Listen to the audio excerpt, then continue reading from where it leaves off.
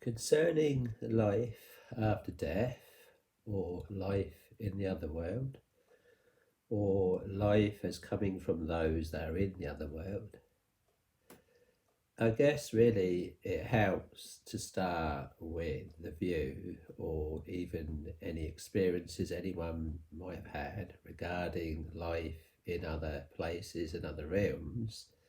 This really in itself testifying to the reality and the fact that there is indeed life in other places and other realms other than this realm. And interestingly enough, of course, we are now in the midst of the Easter celebrations.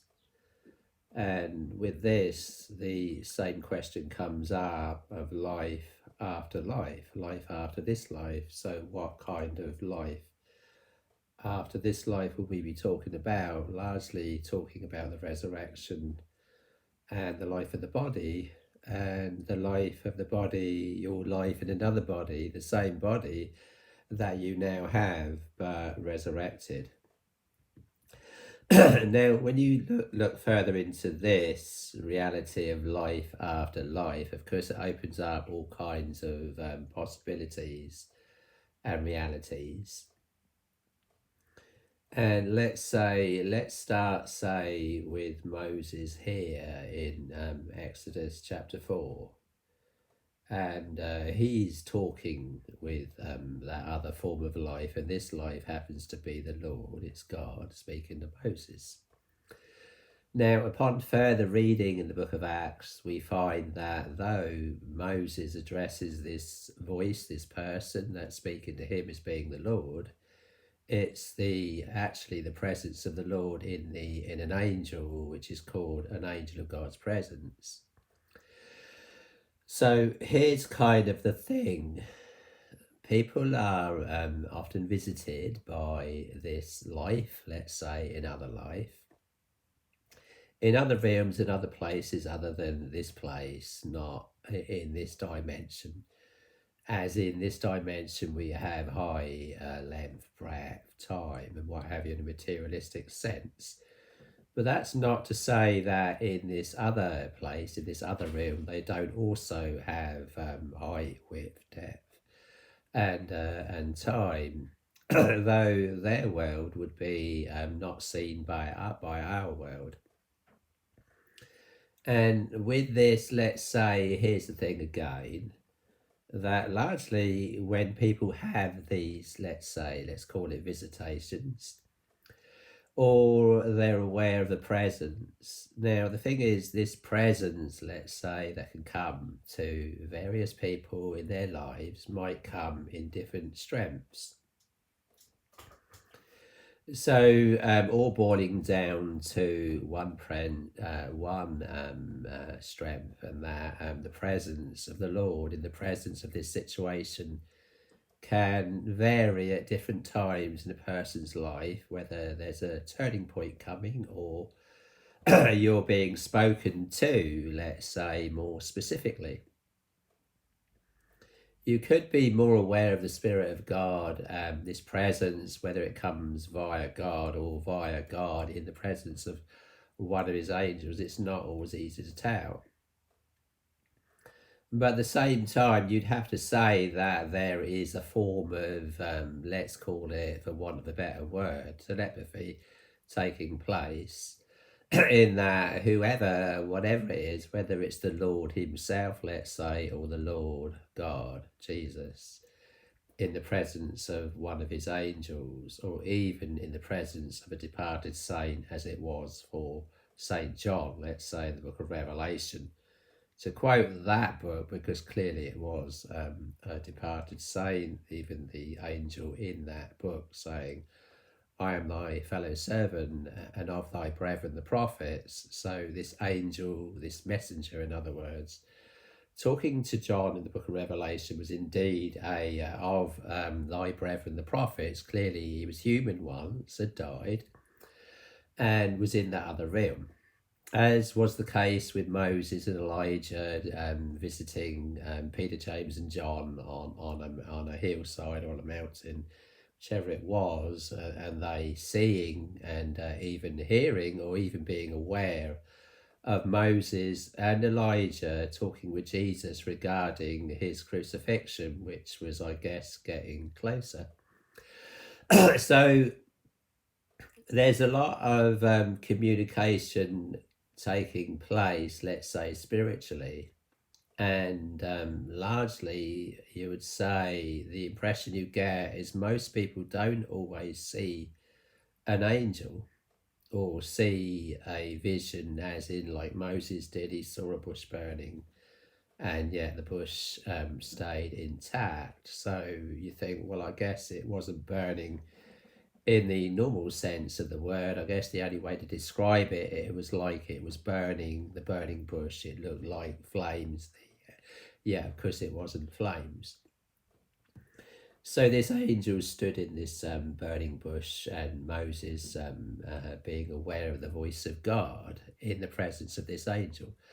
Now, this is kind of the thing in that you can either be spoken to in a presence in that, or you can be spoken to more, let's say, specifically, or you can be spoken to emotionally in that they can relay to you the way they are feeling, the strength of feeling in a situation, and this being relayed purely without words. And let's say in that sense, when we think of telepathy, we usually might think of more imagery kind of things, more concrete things, but telepathy can also be feelings, in that we obviously hear, we feel things, and we largely communicate what we're feeling through our words, and so people can hear and feel the strength of feeling in our words. But what if you could just simply relay to another person what you are feeling and you didn't need the words? Well, this is a better form of communication, because words sometimes fail us, in that you often hear the saying, words fail me, when we try to express exactly how we are feeling. And so we sometimes, because feelings are ongoing things, they're not just simply, they can be a prompt, or they can be a short burst, or it can be an ongoing feeling you've had for weeks, months, or even years. And so to express great sorrow, let's say, that's running through you, let's say it's kind of like a river running through you of sorrow. Now, using one word to express that sorrow wouldn't be enough. So you might find you need loads of words, or even a song can actually express the way a person feels with greater depth than even words. So this is the advantage, let's say, they have in the other world, in that they can relate to you and communicate to you the exact feelings they feel, and they haven't got the barrier or the need for the voice. And so you have a more direct form of communication, as in the way they are often feeling in that world. God himself, of course, being the the main player here, and they relaying to you how they view the situation. Or you sometimes wonder they can relay to you exactly what is in their mind, and therefore you might assume you've seen a vision. But the strength of feeling and the way they see things, or even different people, is largely different than ours, and we might be shocked that they hold such people, or this person or that person, in even high esteem, whereas you may be held that person in low esteem. And so they obviously see things different than us, and they would relate to you the way they see this, that, or even this person or that person, or even this situation or that reality, and even giving you sometimes the more specifics.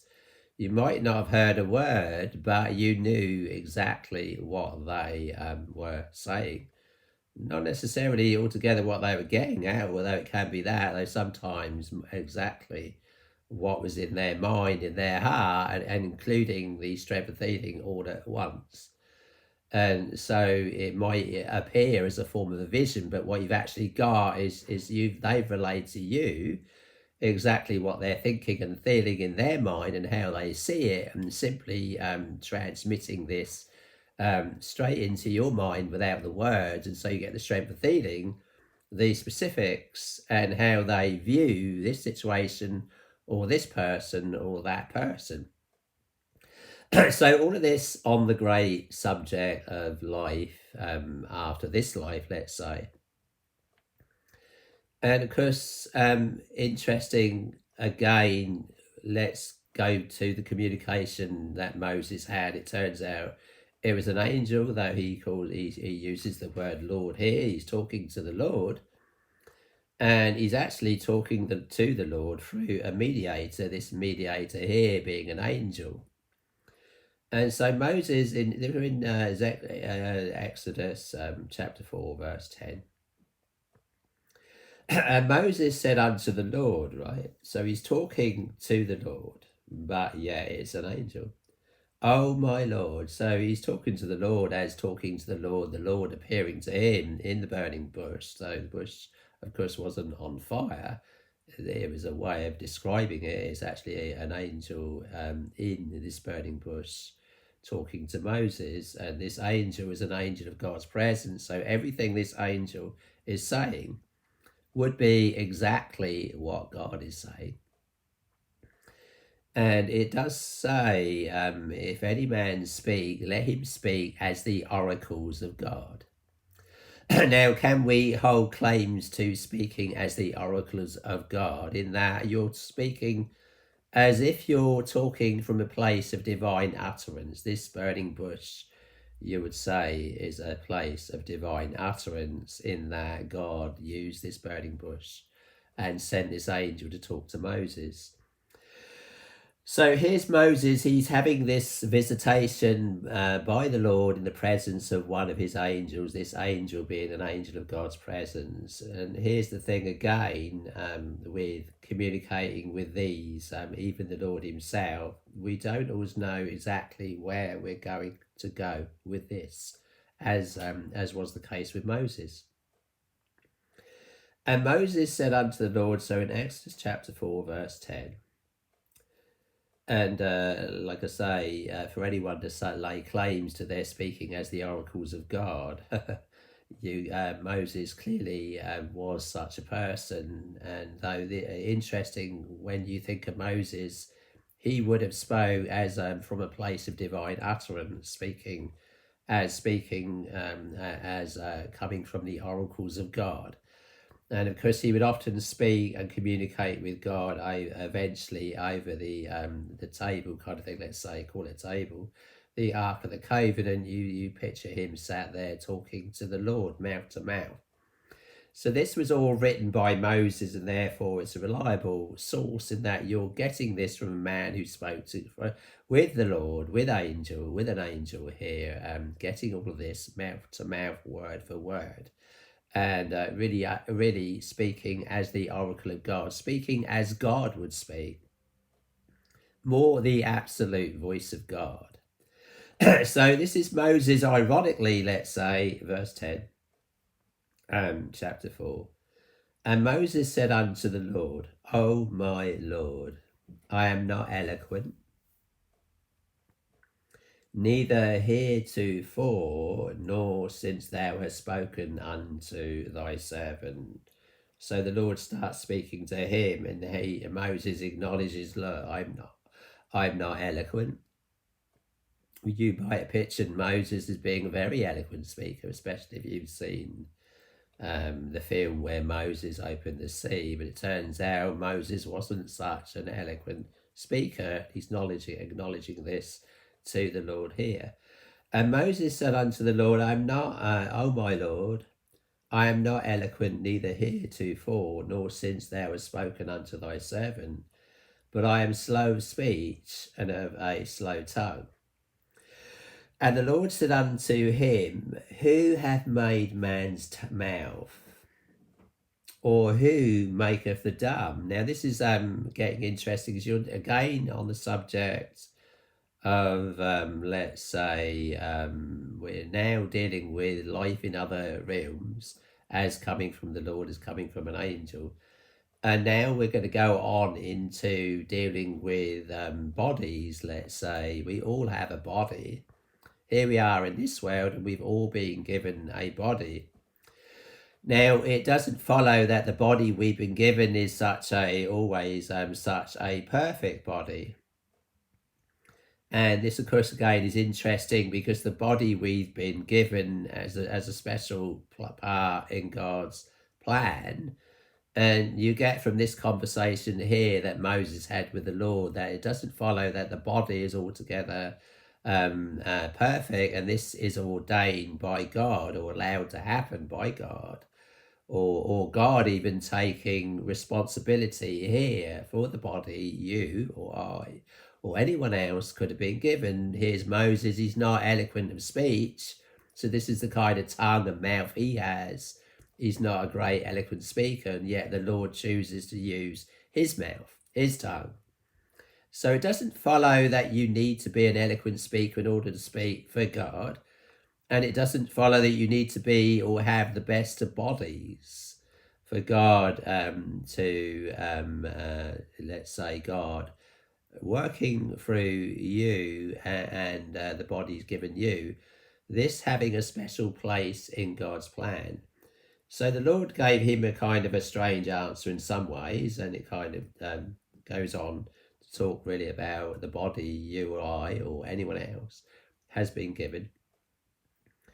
And the Lord said unto him, Who hath made man's mouth? Right, so it's the Lord. He asked Moses a question here, and the Lord said unto him, Moses was saying, look, I haven't really got such a great mouth. I am not eloquent. Oh, my Lord, I'm not eloquent, neither hitherto nor since thou hast spoken unto thy servant. But I am slow of speech and of a slow tongue. What he's actually doing here is trying to wriggle out of it, get off the hook. Now, you and I might think, oh, what a great experience hearing from God. But it turns out that a lot of these who get messages from God don't always find it easy to digest. And as it says to St. John in the book of Revelation, it shall be sweet in thy mouth like honey, but it shall make thy belly bitter. It's not always easy speaking for God, because it often brings great trouble to a person's life, as in people don't believe you, and therefore you'll be ridiculed and scorned, made fun of, or persecuted, or even killed. So the Lord said unto him, Who hath made man's mouth? Or who maketh the dumb? Right, so here's God taking responsibility for who's made dumb.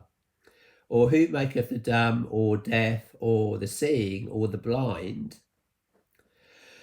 Have not I the Lord? Now therefore go, and I will be with thy mouth, and teach thee what thou shalt say. Right, Moses answers the Lord now, and he said, Oh, my Lord, send, I pray thee, by the hand of him who thou wilt send. In other words, can't you send somebody else?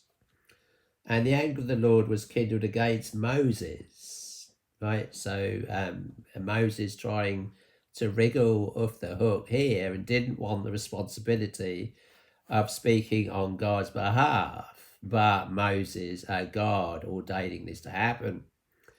And the Lord saying, God saying, Who have made the blind, the deaf, or the dumb?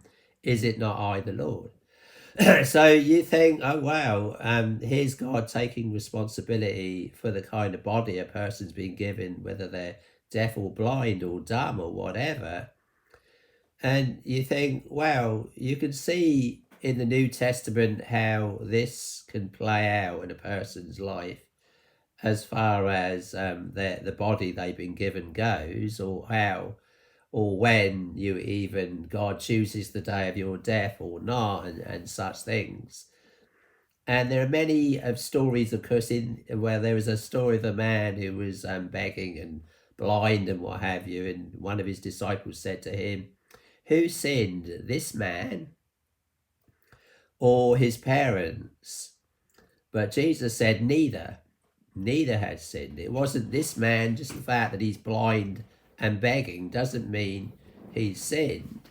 It doesn't mean his parents had sinned. It doesn't mean none of these things, but that God might be glorified. God, and then Jesus heals this man. And here we are, here we all are. We all know, or some of us know and read the story about the man who was begging and was blind, and Jesus healed him. Well, there was another woman who'd been sick with an issue of blood for many years. And of course, she had spent all of her money trying to get healed, and spent all of her substance, it says, trying to get healed. So I guess with that woman, you picture her, she spent a fortune trying to get healed, and none of these great physicians could heal her until she finally came to Jesus and touched the hem of his garment and got healed. So all of this really regarding the body we've been given in this life. And interesting how all these stories speak regarding the various bodies, qualities or not, that we've all been given. And all this really largely playing a special part in God's plan for us all. So here we are, we've all been given a body in this life, and this is all part of God's plan.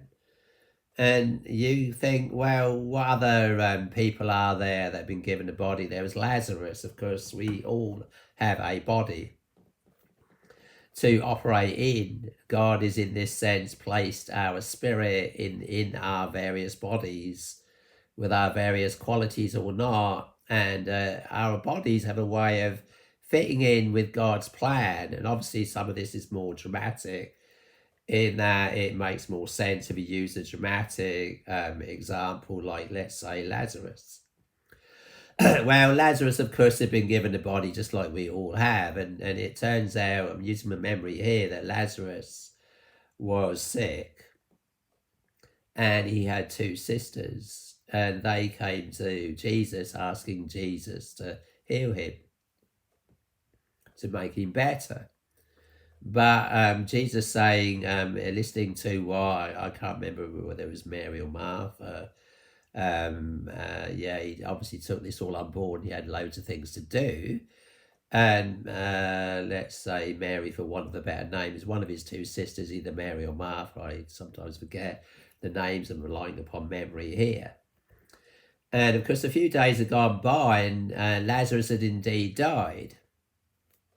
And of course, Jesus appears to have been indifferent to the fact that he was sick, could have healed him, and yet he died. And Martha or Mary, whichever one, came back to Jesus and said, "Lord, if you'd been here and come and seen Jesus, come and seen Lazarus, and healed him, he would have lived. But you've allowed him to die." So you think, wow, this obviously spoke volumes eventually, because Martha, let's say, for want of a better name, could have been Mary, but Martha, right, says to Jesus, "Look, I know that you can still heal him now, even though he's dead. I know you can bring him back to life, even though he's dead." And of course, Jesus then asks Martha, where is he? And she takes him to where he is. And it appears that he's in a tomb. He's got his grave clothes on. He's dead. He's been dead quite a few days, 3 or 4 days, I think it was. and Jesus says, "Roll away the stone." And then Martha says to him, "But Lord," I think it was Martha anyway, says to him, "But Lord, he stinketh." He's actually decaying. His flesh is rotting away and decaying. But Jesus insisted, "Roll away the stone." And then he shouts, "Lazarus, come forth." And Lazarus comes back to life. And after being dead 3 or 4 days, even though his body was stinking, rotting, and decaying, and brings him back to life. So that's kind of life after life in this life. And then Jesus saying, I am the resurrection and the life. He that believeth in me, though he were dead, yet shall he live.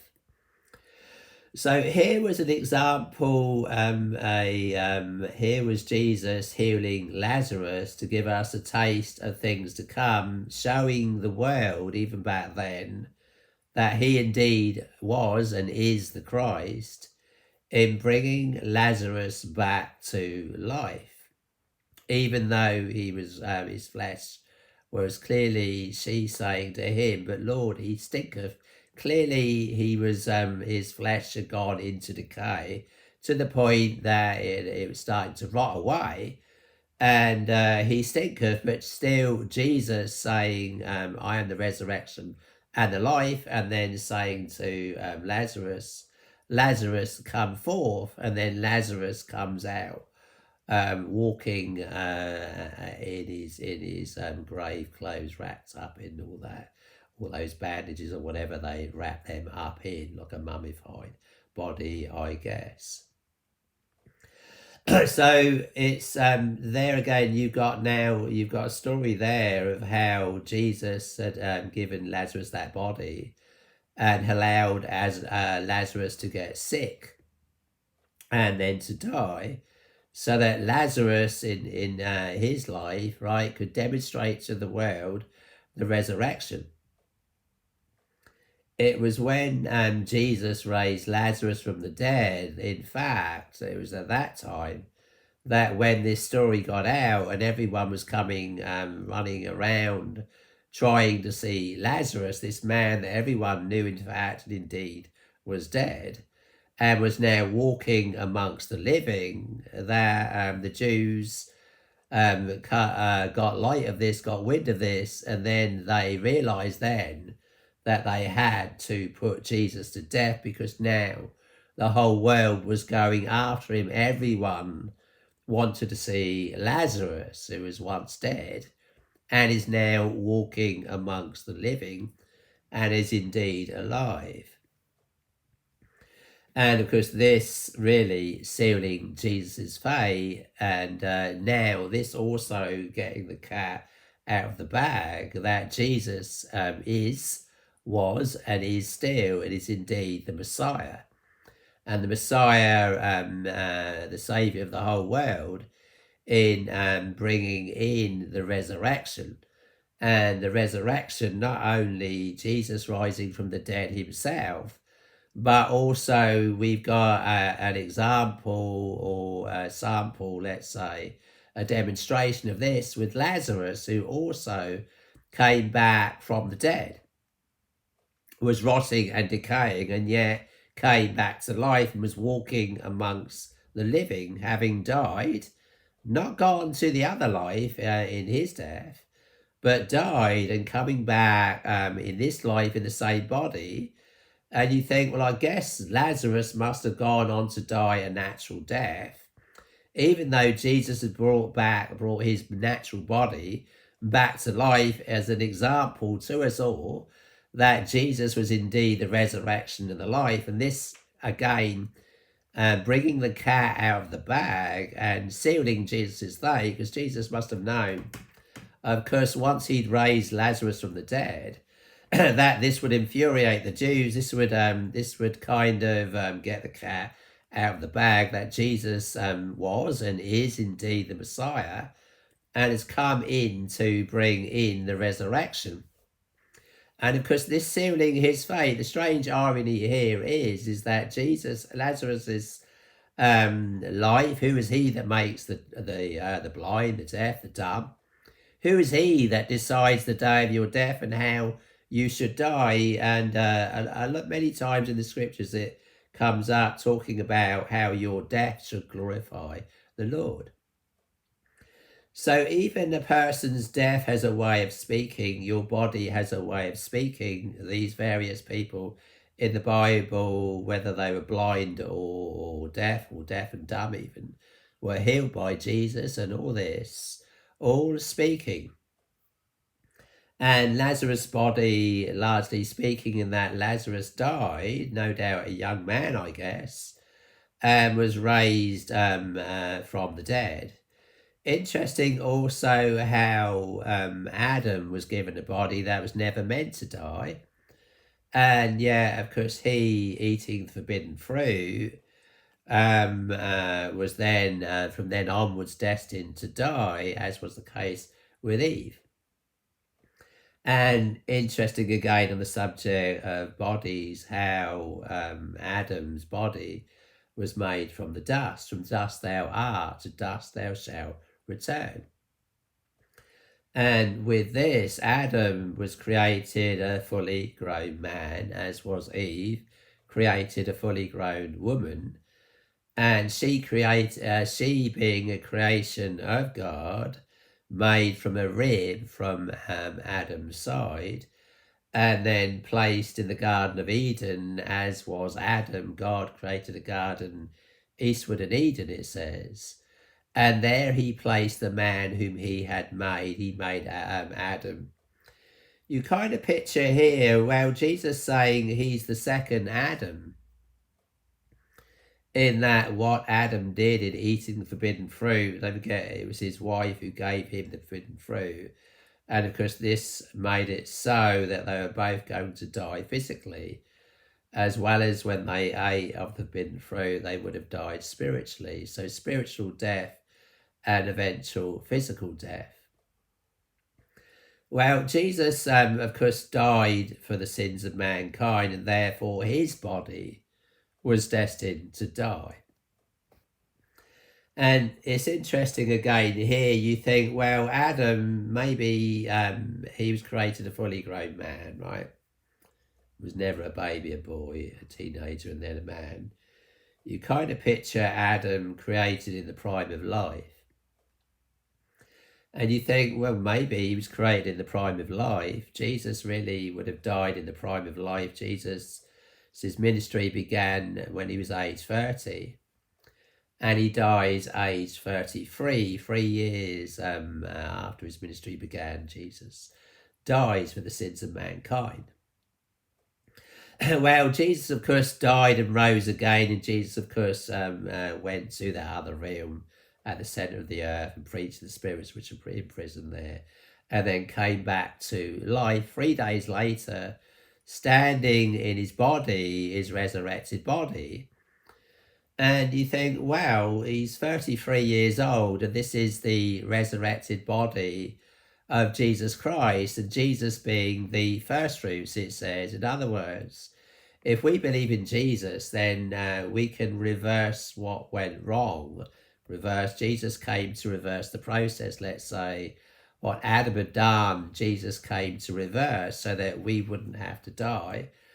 That so that we will have to die, but so that we will be given a new body, much like Jesus has. So Jesus is the resurrection and the life. And if we believe in Jesus, then we too can have a resurrected body. This is what Jesus came to give us, a resurrected body, so that we again could have life after life. Though in a resurrected body, like we have now, but at the same time, a body that's like Jesus's body. And Jesus's body, of course, was multi-dimensional in the sense it could pass from one realm into the other. It could pass into the spiritual realm and then pass back into this realm. So this is the body that Jesus has promised us if we believe in Jesus, him being the first fruits. And if we believe in Jesus, then we too can have what Jesus has, in that we will one day have a resurrected body. This is the hope of all the saints of all ages, the resurrection, though this might appear these days, and is, I guess, it seems to have gone out of style, let's say, in this generation. And it seems to be such a distant thing now to even come out and talk about the resurrection and to believe in the resurrection. But this is, whether you like it or not, whether you choose to believe it or not, this is the message of Easter, that Jesus came to die and then rise again 3 days later, and to give us the hope of the resurrection, that one day we can live again in this same body, but this same body will be changed in a moment, in the twinkling of an eye, and be the same as Jesus's body. And you think, well, that appears really that we're going to be from dust thou art. Then Jesus made Adam from the dust. If a person from dust thou art to dust thou will return, you've been dead for thousands of years and you've gone back to the dust. Well, what's to stop God from recreating you out of the dust, as he did Adam? Well, Jesus died age 33, and you would say, well, he was changed in a moment, in the twinkling of an eye. And this is again the hope of the resurrection, that Jesus died. Well, actually, Jesus died on Thursday. And what a lot of people don't realise, that there was what was called a high Sabbath, the year when Jesus died. So at that time, there was going to be 2 Sabbath days. The Sabbath day is on the Saturday. Most people think it's a Sunday, but it's actually a Saturday. So Jesus actually died on a Thursday, and was in 3 days and 3 nights in the heart of the earth. So his spirit went to the heart of the earth. 3 days and 3 nights later, Jesus rises again the 3rd day.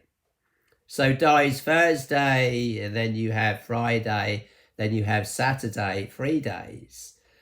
3 days and 3 nights in the heart of the earth. So as soon as you could say, well, he's in the Middle East there, he's in Israel.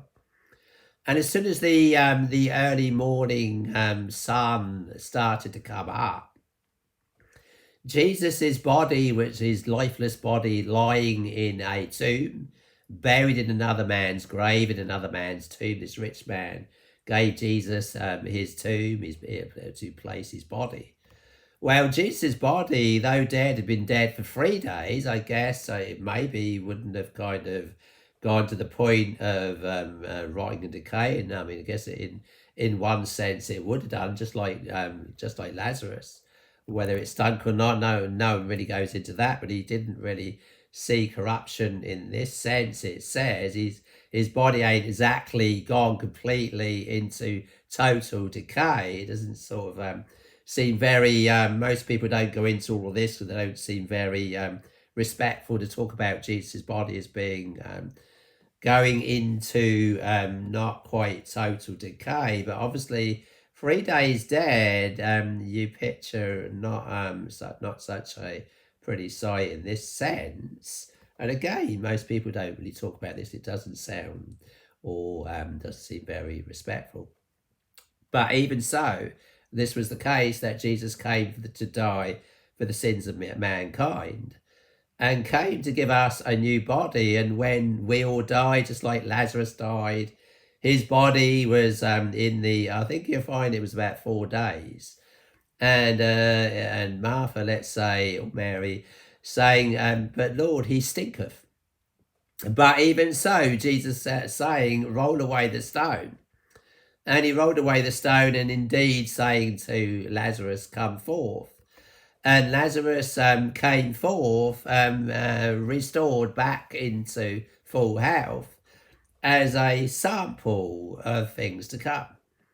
So clearly this all happened, and clearly it all happened. And the evidence of this is that when Lazarus came back to life, this is what got the cat out of the bag, that Jesus had indeed come into this world to preach really life after death, though life after death in the form of a resurrected body eventually, that our spirits would be reunited with the same body that we are now in, much like what would have happened to Lazarus, no doubt. His body was reunited, his spirit would have been reunited with his body, and so he came back to life. When Jesus died, he gave up the ghost and went down to the heart of the earth to preach to those which were once disobedient during the days of Noah. And then 3 days later, his spirit was reunited with his dead body in the tomb. And in this sense, in a moment, in the twinkling of an eye, as soon as the sun came up on the third day, Jesus rose again the third day. And of course, he was seen by hundreds of people living and alive, very much alive, and very much resurrected. So this really is the hope of the resurrection, and it's the best hope we all have of a better life after this life, because if all else fails, then you will indeed get to live again after this life at the time of the resurrection. And you think, well, look, Jesus came back to life on the third day, dies Thursday. Then you got Thursday being one day, Friday being the second day, Saturday being the third day, and rises again 3 days and 3 nights, it actually says. So Jesus, the Son of Man, shall be 3 days and 3 nights in the heart of the earth. So Jesus' spirit going to the heart of the earth, his dead body lying in the tomb. Then after 3 days and 3 nights, after the third night, Jesus rises again on Sunday morning. You picture, well, look, in a moment, in the twinkling of an eye, as soon as the sun came up on that day, he's in the Middle East there, so when the sun came up, as soon as you got the twinkling of the sun coming up, again, you're thinking, well, that reminds me of a verse. Unto you that fear my name, will the Son of Righteousness arise, with healing in his wings. So just like the sun came up on that morning of the third day, when Jesus rose again, the sun rising up in this sense, and Jesus being changed in a moment, in the twinkling of an eye. Now, if you are still alive, when Jesus comes back, you'll be changed in a moment, in the twinkling of an eye. The dead in Christ will rise first. Then we which are alive and remain shall be caught up together with them in the clouds to meet the Lord in the air. We shall be changed in a moment, in the twinkling of an eye, just like Jesus was changed in the moment of in the twinkling of an eye. And his corruptible body, a body that could die, Jesus choosing to come to this world as a human being in a body that could die, and indeed did die. He was suddenly changed in a moment, in the twinkling of an eye, and therefore we have the resurrection. And 2 great examples of the resurrection is one, Lazarus, Lazarus being a sample, and this sample sealing Jesus' fate, in that once the Pharisees got wind of this, they wanted to actually kill both Lazarus and Jesus, because the whole world was now going after Jesus. Jesus had shown that he could indeed conquer death, and indeed conquer death, and indeed then rise again 3 days later after being dead, with the promise of the resurrection, him in this sense being the second Adam, in that he'd reversed the process, undone what Adam had done. In Adam had brought death into the world, Eve had been through, as did Adam, which brought death into the world. And Jesus, therefore, death being a punishment for sin. The wages of sin is death. But the gift of God is eternal life through Jesus Christ our Lord. So Jesus dying, taking a punishment for the sins of mankind, and him being made flesh, and therefore him being a human being like as we are, and therefore dying age 33 in the very prime of life, and then him rising again the third day and promising us the same. And so it says, who shall change our vile body, that it might be fashioned like unto his glorious body, by the mighty working whereby he is able to subdue all things unto himself. This corruptible, well, look at Lazarus, his corruptible body. He'd been in the tomb 3-4 days, and he stinketh, said Mary. But still Jesus raised him from the dead. And Jesus rising from the dead, so this corruptible will one day put on incorruption, and this mortal will one day put on immortality. And the two prime examples of this is both Lazarus, who was in the tomb and stinketh, and Jesus himself dying as a human would die, and being 3 days in the tomb, his spirit being 3 days in the heart of the earth, and then his spirit reunited with his body after 3 days and 3 nights. Jesus rises from the dead. This is just in short the promise of the resurrection. And this really our best hope, because once we have Jesus in our hearts, once we've received Jesus Christ as our Saviour, then we have the hope of the resurrection. Then if all else fails, as it will, you always will have, you can't lose your salvation once you have Jesus in your life. Then you have the hope of the resurrection. And nothing, no one, nothing, my Father which gave them me, Jesus said, is greater than all, and no man is able to pluck them out of my Father's hands.